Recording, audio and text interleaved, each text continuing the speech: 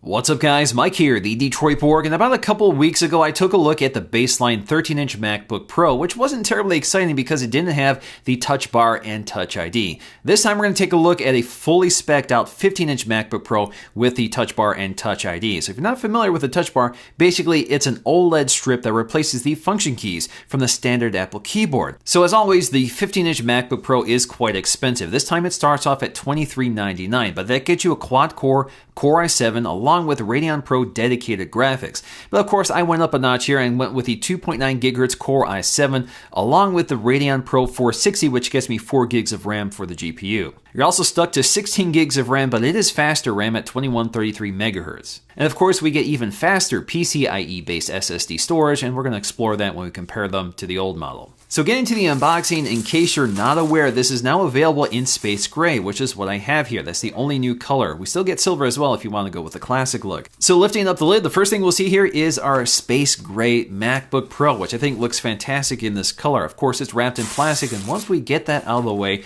we can go ahead and lift up the lid and remove the piece of paper that's protecting the glass display. Now, as you can see in this case, soon as you open up the lid, it boots up right away. That's a new characteristic of the MacBook Pro. Also new with the new MacBook Pros is the elimination of that classic Mac boot up sound. So now it's completely silent. There's also a slight tweak to the setup process here because we have a Touch ID sensor built into the power button. So this is a second generation sensor, which again is covered with sapphire glass, and it's pretty quick to set up. And because this is Touch ID, you can use this for payment, so you can set this up as well through the setup process. Now, before we dig into the details of the hardware, let's get to the accessories, including our packet, which includes some paperwork on how to set up and use the new MacBook Pro, in addition to white Apple stickers, which once again don't color match the MacBook Pro like they do with the MacBook. And of course, we have our new power adapter. So this is a USB-C device, which means we don't have MagSafe anymore. So the adapter itself has a USB-C port. It's no longer tied to the MagSafe cable, so if you break the cable, you don't necessarily break the power adapter, so you can buy them separately. Of course, the wall adapter is once again removable, so you can extend this with an extension cable or use an international wall adapter. And before you ask, you will not find an extension cable hidden underneath the tray, which is an old internet joke. Now personally, I've never been a big fan of the MagSafe connector just because it's very proprietary, so that means you have to replace it with an Apple accessory.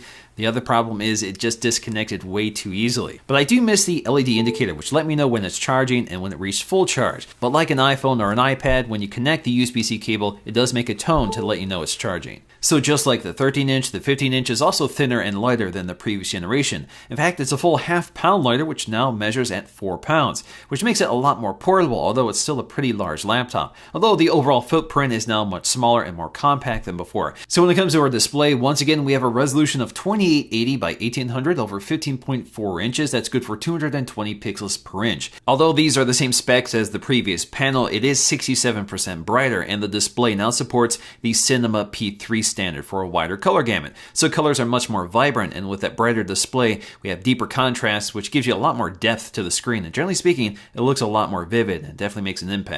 Now, something you might notice if you're an existing 15-inch MacBook Pro user is the fact that the new MacBook Pro has smaller text and smaller icons. Basically, everything has been scaled down, so you have more screen real estate. But they've changed the default scale for the 15-inch MacBook Pro, and you can change this if you want to go back to something you're more used to. Although we still have a very glossy display, they have improved the anti-reflective characteristics, just like on the 13-inch, so you're seeing that improvement here on the 15-inch as well. Now, once again, if you haven't heard, the backlit Apple logo has been sacrificed for this new display technology. I think that's a worthy trade-off, but of course it would be nice to have that signature feature retained. So when it comes to the keyboard, this is the same one that's also on the 13-inch. It's also the same size, which means you have all this space around it. So we have these large speaker grills on either side, and of course, we have that gigantic trackpad just below it. So this is a Force Touch trackpad, which works as it did on the previous model, but of course we have all this surface area. Now, because this trackpad is so wide, you have to rest your palms on it in order to type. But we have excellent palm rejection, just like on the 13-inch model, but it's especially important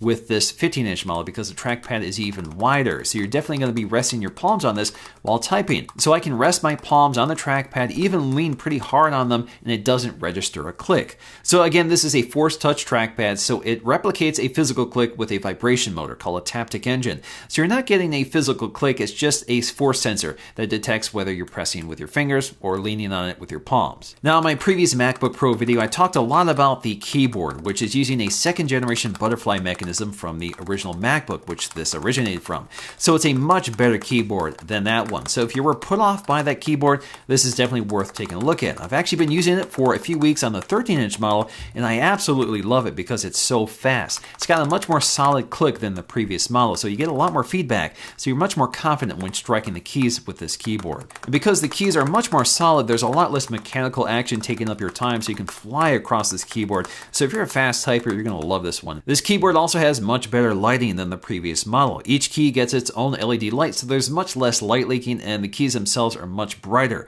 than the previous model. And incidentally, with that OLED touch bar toward the top, because it's OLED, it actually matches pretty well to the keys below it. So the colors and the lighting are very similar. Now, the new MacBook Pro looks a lot like a blown-up version of the MacBook. We have the same integrated hinge, which is milled out of the same one piece of aluminum that forms the top, which makes it look a lot neater than the previous model, which had a plastic strip here, which was part of the antenna system. Ventilation has been minimized, although you'll find ventilation hidden within the hinge of the MacBook Pro, which is now much smaller than the previous model. But unlike the baseline 13-inch MacBook Pro, we also get ventilation on the sides, which is especially important for a high-powered computer with a Core i7 processor and dedicated graphics. This is somewhat similar to the ventilation on the previous MacBook Pros, but it's a bit longer than the previous model, and the built-in fans are designed to be much quieter than previously. Of course, the big story with the MacBook Pro this year is the I/O. We've gone with all USB Type-C connectors, and on the 15-inch MacBook Pro, all 4 of them are full 40 gigs per second Thunderbolt 3 ports as well, which means they're very high-speed ports. They can power 5K displays, high-speed data transfers, and if you have the right adapter, you can use any devices on this, from HDMI, DisplayPort, SD, or USB Type-A connectors. But that's the thing, there's no way of getting around the fact that you're going to need some adapters to use this computer because not everything is using the USB Type-C connector.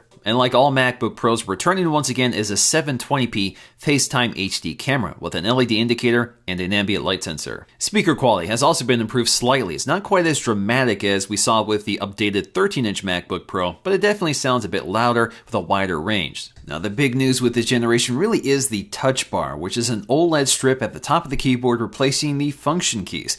Now, the function keys are still here. They're virtual buttons this time, and they sort of move around, but they're always available. Now, the touch bar itself is OLED, so it only lights the pixels that are needed, so it does blend pretty seamlessly with the keys themselves. It's a very nice looking design. The touch bar has sort of a matte texture which matches the keys, and it's also very anti-reflective, so you won't get a lot of glare on the strip. Now, to the far right, we get our Touch ID sensor, which does have a sapphire crystal lens over top of it.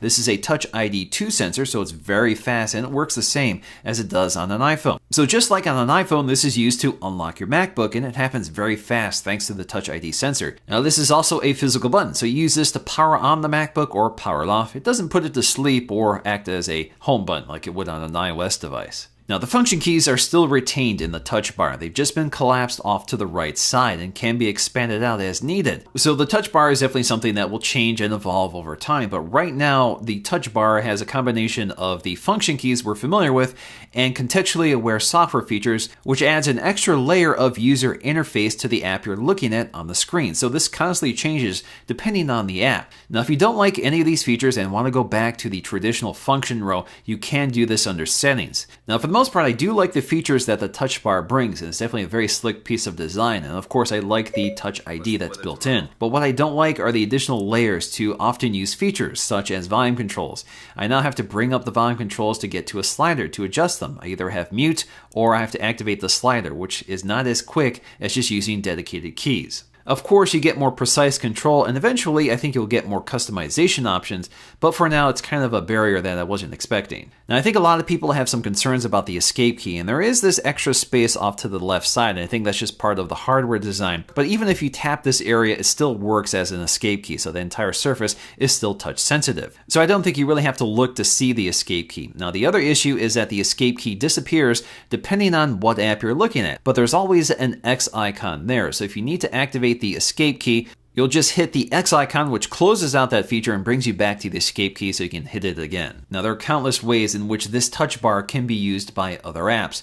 So for example, in Final Cut Pro, you get some editing tools built right into the touch bar, which is very useful. Or if you're watching a video of any sort, either on YouTube or within iTunes, you'll actually get some media controls right up top. And they're more than just media controls. They also include shuttle controls and sliders. And that's kind of nice because that means you can interact with the video without bringing up the interface that blocks your view of it. Now this touch bar also brings a bit of iOS to the Mac. So you'll see some autocomplete options when you're writing messages. You'll even have an emoji keyboard which you can bring up. And within that emoji keyboard, of course, you can search for the ones you want, select the category you want to browse, or long press on items to get to different options like skin color. More useful are some of the markup features such as bolding, italicize, or underline. You can even change the layout or subject headings. You can also change the color of text, and you have a really neat interface here for that. You can change the color, the intensity, you can go with a standard color or pick anything from a color selector. So it's kind of neat to see the keys sort of transition to these bright, vibrant colors and images. Now, less useful but kind of neat is the timeline within the Photos app. So I can scrub through all my photographs and see little thumbnails right on the touch bar itself. But I really like some of the features within Safari. So for example, I can create a new tab. I can see the open tabs with a preview of the website right on the touch bar, or I can open up any one of my favorites. The touch bar is highly customizable at the app level. So if the app supports the touch bar, if you go to View, you'll see the touch bar settings. This basically brings up an interface that allows you to drag and drop the various tools that are available for that specific app. So this allows you to drag and drop a few items, but of course you're limited here because we don't have too much real estate. You can also drag and drop to remove anything you don't want in the touch bar. So when it comes to performance, I have the most powerful version of the MacBook Pro you can buy. So this should give you a rough idea of what performance is like. Now, Apple is primarily focusing on the graphics performance here. And Apple says you should see about 130% improvement over the previous model. So that's definitely where the strength of this laptop is. Now, when it comes to the standard Geekbench test, the differences are not quite as definitive. Of course, there is an improvement with the new model, but it's not that significant. We also get much faster SSDs, well above 2000 on the read speed and near 2000 on the write speed. That's a significant improvement over the previous model. Now, the interesting thing about the new MacBook Pro is that the battery is much smaller. We go from 99.5 watt hours to 76. But Apple says it should deliver an average of 10 hours, which is an hour better than the previous model. Ultimately, there's a lot to like about the new 15-inch MacBook Pro. It's got a great design that's much more compact than before, which makes 15 inches a lot more manageable than it used to be. We have this fantastic new display, and we have that massive trackpad, which is very clever. And the touch bar definitely adds a new layer to the interface, which is genuinely useful if used right. And of course, this is something that will evolve over time as software and applications are updated to use it. And it's fantastic to finally have Touch ID for logging in and Apple Pay. But there's no getting around the fact that some Pro users are not too happy with the I/O situation. Of course, that means you're going to have to use dongles with basically every peripheral you already have today, and USB-C really isn't that ubiquitous yet. So what do you guys think of the new 15-inch MacBook Pro? I would love to know your thoughts in the comment section below. And of course, I will have the 13-inch MacBook Pro with Touch Bar and Touch ID coming in shortly, so stay tuned for those videos. Hope you guys enjoyed this one. If you did, please give it a thumbs up to let me know, and I'll see you again in the next one.